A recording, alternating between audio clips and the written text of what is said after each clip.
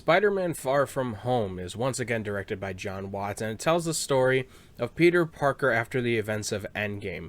So, all of Infinity War had happened, he was dusted away, and then 5 years later he came back because Tony Stark and them brought all the Infinity Stones together, and now Peter is back, while Tony has also made the ultimate sacrifice in sacrificing his life for the benefit of the others.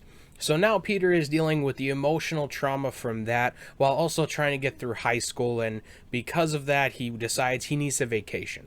He's going to go on a school field trip with his friends, and they're going to go tour Europe. Once this happens, he ends up getting whipped in this whole sort of events where there's a man named Mysterio who's fighting elementals, who happens to be with Nick Fury, and now Peter Parker has to become a bigger part of the universe, and he has to now take up a mantle that he doesn't feel he is ready for. I have to give it to this story. The actual aspect of like what happened in the world, or what are certain things that happened in the world when the events of the snap happened, were told really well in this story. I thought the comedic humor of the students calling it the blip was just a great choice. They poked fun at it while also addressing some of the issues with it. They had mentioned that the people who had taken midterms now have to start the school year over again, and Peter is now dealing with problems from the press because of Tony Stark's death, which is somewhat of an important thing because when the people find out that the Black Widow is gone and Tony's gone and Cap is retired in a way, no one really knows who to turn to. And if Thor is not from this world, then obviously Peter or Spider-Man is one of the bigger members of the team that you would think would be there to kind of be like, hey, let's have him solve our problems.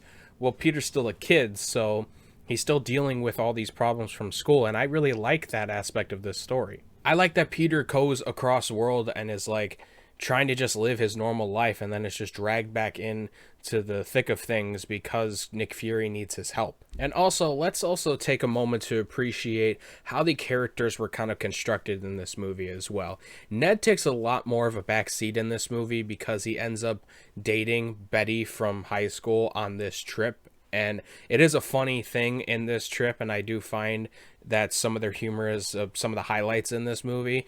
But because Ned takes a bit of a back seat, MJ, or Michelle, played by Zendaya, then has to take a leap forward because Peter likes her and he wants to get to know her and he potentially wants to date her.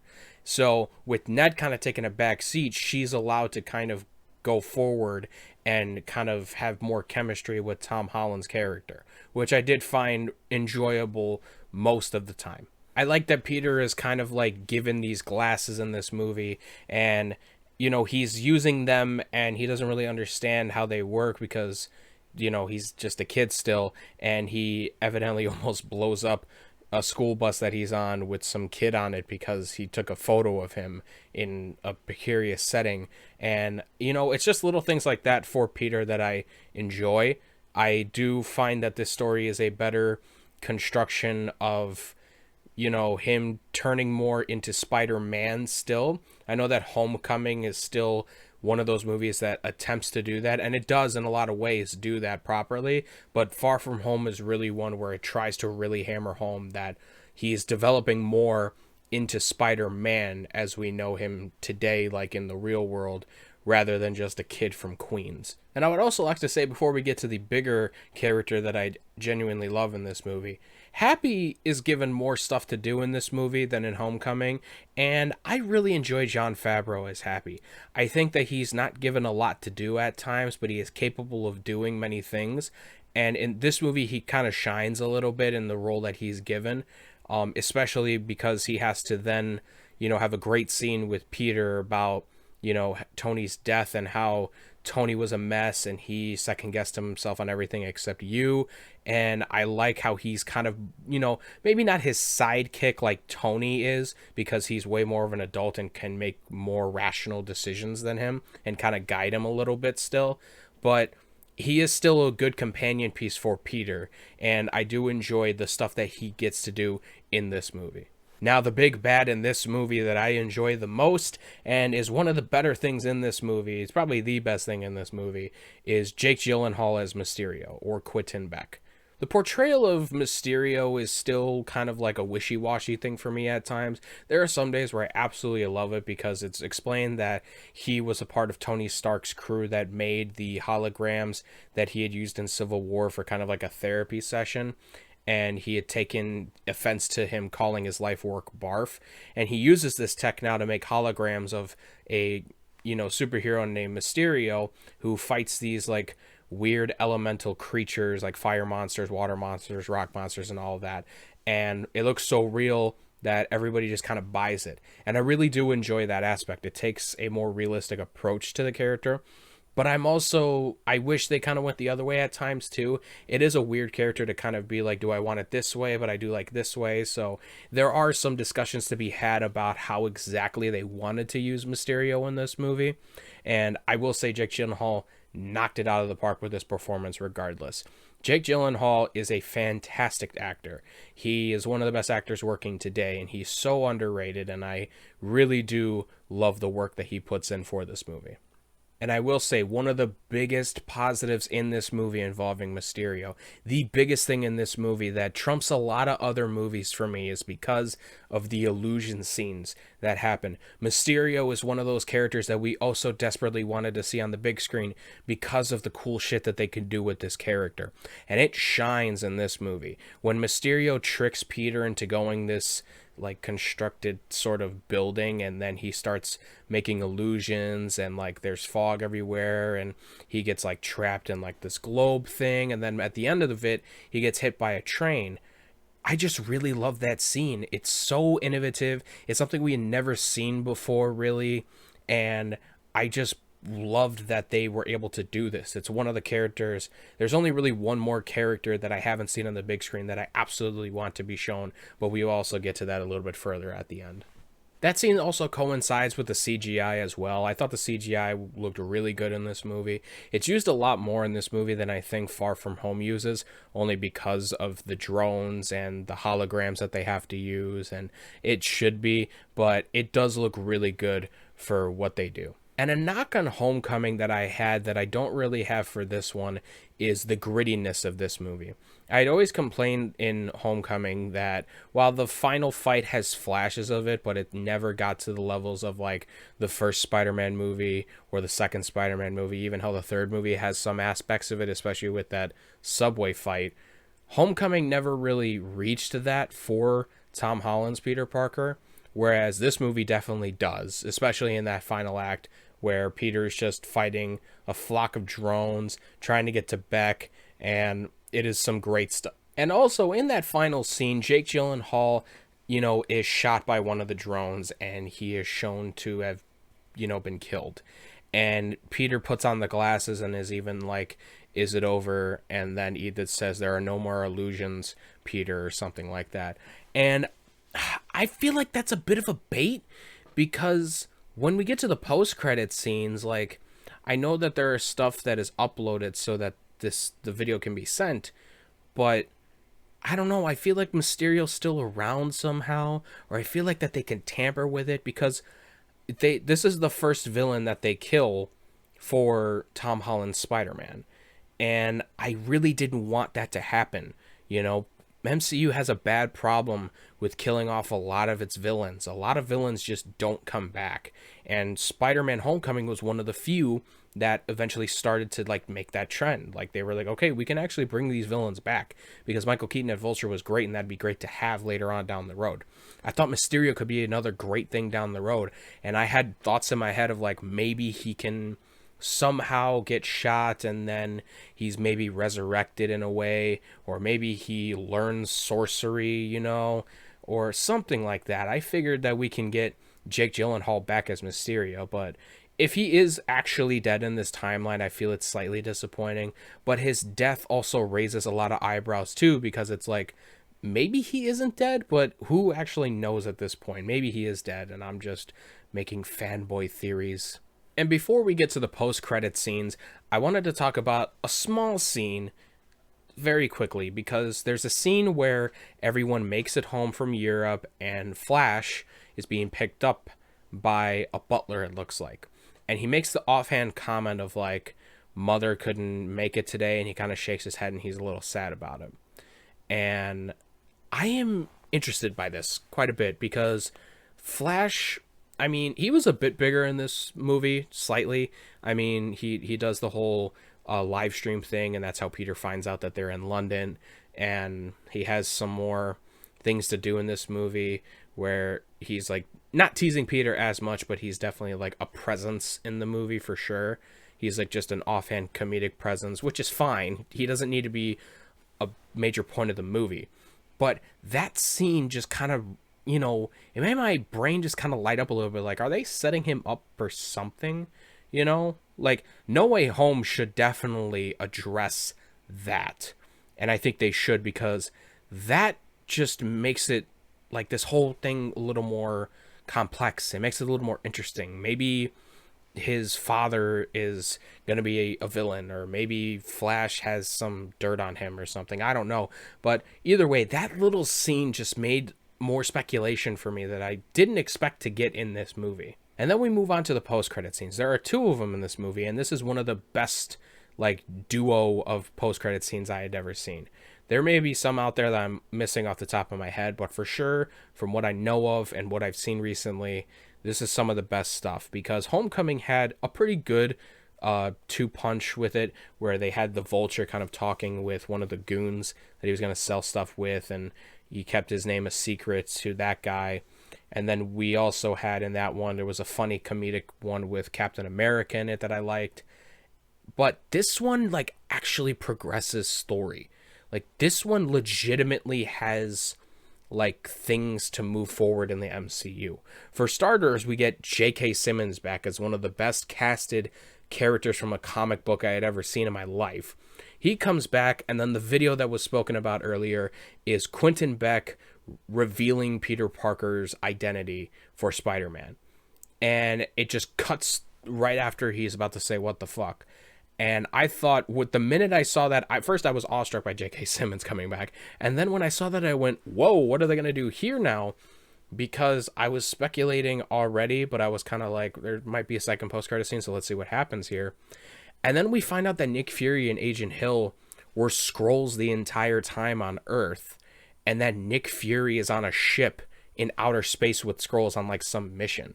So I really thought that that was a great 1-2 punch, because not only do you have stuff that you have to worry about on Earth in New York and all that with the Avengers and Peter, now we're questioning what the hell's going on up there with Nick Fury, because if Fury's up there, he's got a plan and he's got stuff on his mind. And I thought at first that maybe the Skrulls were going to help out Peter in a way to kind of fix his identity, sort of, and be like, oh no, let's get Peter Parker and the Skrulls in, you know, the same place, and you know, basically they're going to show that, no, Peter and, you know, Spider-Man are two completely different people. But now with No Way Home coming out, they're addressing that Doctor Strange is going to help him out. So I kind of like that, but I also like my other theory too at first, but this makes more practical sense. So I did really dig for when it came out the first time. I was like, the speculation behind this movie, like after the credits scenes and the deaths and some of the other things that they were hinting at throughout the entire movie, I thought were really, really good. Spider-Man Far From Home is an improvement on Homecoming in many ways, and I actually do think it's funnier than the first one, which I didn't know if it could really top, but there's a lot of interesting aspects to this story that leaves a lot to be desired going forward. I'm going to give Spider-Man Far From Home 4.5 stars. All right, so we've done with the Spider-Man movies, at least for now. We are done with Spider-Man 1 through Far From Home, including Into the Spider-Verse. Not counting Venom here, because this is, you know, that's its own thing right now. And I wanted to do my rankings, and I genuinely think that some of the order is gonna, whoever sees this is gonna have a disagreement for sure. I will say that this is completely subjective or objective, you know what? Fuck it. I'm never wrong. This is a completely great list. Nothing's wrong with this list. But in actuality, this list kind of fluctuates a little bit for me, especially in the top spots for sure. Anything above the bottom 3 movies from, like, how is it, like 8 movies? So anything from like 5 and up kind of like shifts a lot. So don't get mad at me. Like, obviously, I'm going to grade these movies a little bit differently than what some people would. I'm not going to grade them specifically off of like ratings. Like, if I gave a 5 out of 5, that doesn't necessarily mean it's going to be on the top of the list. Now, does it mean that it has a shot to be on top of the list? Sure, it does. But I also want to go off of personal feeling and rewatchability and just how much it affected me personally. Just a lot of like personal stuff with this one. And like, I try to just look at it and I go, what do I feel like would be the best Spider-Man movie out of all of them? So here we go. Now, the bottom 2 movies, I'm going to lump them in together because they deserve to be lumped in together. And the last movie in 8th place is The Amazing Spider-Man 2, and 7th place is The Amazing Spider-Man 1. These 2 movies are very similar in a lot of ways, and The Amazing Spider-Man 2 is way worse than the first one, although the first one's really not that good in the first place. I never really liked Andrew Garfield's portrayal of Peter Parker. I thought that the Spider-Man character was okay. The love interest was never there for me, especially in the second one. It was not that good. And it probably has the weakest villains out of Tobey Maguire and Tom Holland and his series, for sure. Next up, we have Spider-Man 3. Oh, Spider-Man 3. There's a lot of good things in Spider-Man 3. The bare knuckles fight scene, the subway scene, the idea of the symbiote messing with Peter is always a great thing to explore. And I think that this movie has great stuff in it. It just has a lot of excess shit in it too, which really bogs it down. So therefore, I can't see it being any higher than the rest of these movies on this list. Regardless if some people want to be like, but Bully Maguire. I love Bully Maguire too, but come on now. Come on. The next few are probably going to rattle some people. So in 5th place, I have Spider-Man Into the Spider-Verse. Now I know, it's great. I really do love that movie. That movie is so awesome. But for me, I get a different feeling with a lot of these other movies. And, it's a personal thing for me, honestly. I love that movie, but it's something about the live action stuff, I think, that draws me in a little bit more, even though I do love the animation and I do love that story. And Nick Cage's Spider-Man Noir is fucking awesome. But there's something about the other movies that I just like just a little bit more. So therefore, Spider-Verse gets to be at number 5. At number 4 on this list is Spider-Man Homecoming. Now, obviously everyone's going to be like, oh, well, the recency bias with the Tom Holland thing. And you can label it as that if you want. I just think that this is a genuinely good movie. I think that this is a great teen comedy movie, and we don't really get those that often. And I thought that the twist with Peter Parker's dating or about to date this girl whose father ends up being the Vulture. Not to say that Spider-Verse or any of these other movies didn't have great twists either. But I thought that when that happened, I remember when I watched it with my friend, I kind of looked at him and I went, what the fuck? Because I just didn't expect it. And I think it's a good launching point for Peter Parker in this timeline, for sure. And now we make it to the top 3. What is the 3 best Spider-Man movies ever made? At number 3, we get Spider-Man 2. Spider-Man 2 is a fucking awesome movie. It is one of the best superhero movies ever made. The love story of this movie, albeit it's slow. I'll give the one negative about this movie that I've always had with it is that it is a slow-paced movie. There's not a lot of Spider-Man at times. And there's a lot of Peter Parker drama that you got to get through before you get to those things that make this movie great. In the Doc Ock fight and the great rise and the fall of Peter Parker and Spider-Man. There is a lot to love in this movie, and I do love a lot of it. The train fight scene is one of the best superhero fight scenes of all time. Alfred Molina as Doc Ock is fucking awesome. He is one of the best Spider-Man villains, one of the best superhero villains ever portrayed on screen. And, you know, it planted the seeds for Harry to be the villain in the next movie when he finds out that Peter is Spider-Man. There's a lot to love in that movie, and I do not, you know, I don't hold it against you if you think that this is the best movie. For me, it feels a little slow at times, and I feel like the fast-paced nature of Spider-Man is something that you have to keep intact at times. At number 2, we have the movie I just reviewed, Far From Home. I can't say many more great things about this movie than I already have. I mean, the Mysterio stuff is great. You know, the turning more into Spider-Man. The relationship with Michelle isn't bad in this movie compared to other ones. I thought that this one is far superior than the Mary Jane one, because I always knocked that in those last 2 movies for Tobey Maguire is that MJ's just like way too mean for like no reason. Whereas in this movie, he has like friends that want to help after he messes up, and I really do enjoy that. I think that there's a lot of good things that they can launch off of this, and with No Way Home coming up, they sure have a lot of shit that they can play with here. And if you haven't guessed at this point, number 1 on this list is Spider-Man. The first Spider-Man that was released in 2002. This movie is fucking great. This is hands down my favorite Spider-Man movie ever made. The movie is so quotable. I can name lines like crazy in this movie, especially that Times Square scene just gives me chills every time watching it.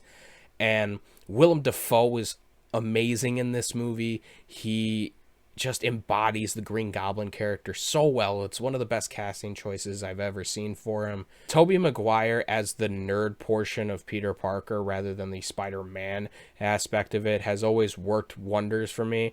It's the best portrayal of that aspect of Spider-Man's character as Peter Parker. He is a great Spider-Man too, don't get me wrong, but I think he nails Peter Parker far more than he nails Spider-Man, and you have to get that right first before you get Spider-Man right. That's why Andrew Garfield's movies never worked for me, is that I didn't feel like they nailed the character of Peter Parker right in those 2 movies. Therefore, how can you launch off into Spider-Man in that sense? I think it is paced very well. I think there's not a lot of downtime in that movie. I genuinely believe that this is one of the better superhero movies ever made. It's up there with The Dark Knight for me. It's up there with Logan for me. It's up there with a lot of movies. And honestly, it impacted me more than any other movie has ever. Thank you guys so much for watching. I hope you agreed and maybe disagreed with the movies that I'd ranked on here as well. Let me know below what your rankings would be. I really would love to see that. And also, thanks for just watching all the other Spider-Man movies with me. And I'm really, really fucking looking forward to seeing No Way Home coming soon, man. This movie is... If speculation is true, I think I'm going to love this movie a lot. Now, I wouldn't probably rank it in the next video for No Way Home because I would have like just seen it, and, you know, depending on how it is, I'd be riding a wave of, you know, wonders and not really looking at it like also like critiquing it as well as I could and as an unbiased sort of opinion. But nevertheless, I'm stupid excited for this movie. I haven't stopped talking about this movie in the last month to my friends. I feel like I'm annoying them way too much about it. But here we are now. We're finally in the last little stretch before we get to Spider-Man No Way Home. Thank you guys so much for watching. Look forward to more reviews very soon. You could always find me on podcasts as well as The Andrew Paul Show. I review wrestling shows, mostly AEW and NXT on there. You could find them on Apple Podcasts, Spotify, and Anchor. Links will be down in the description below. Thank you guys so much for watching. I will talk to y'all next time.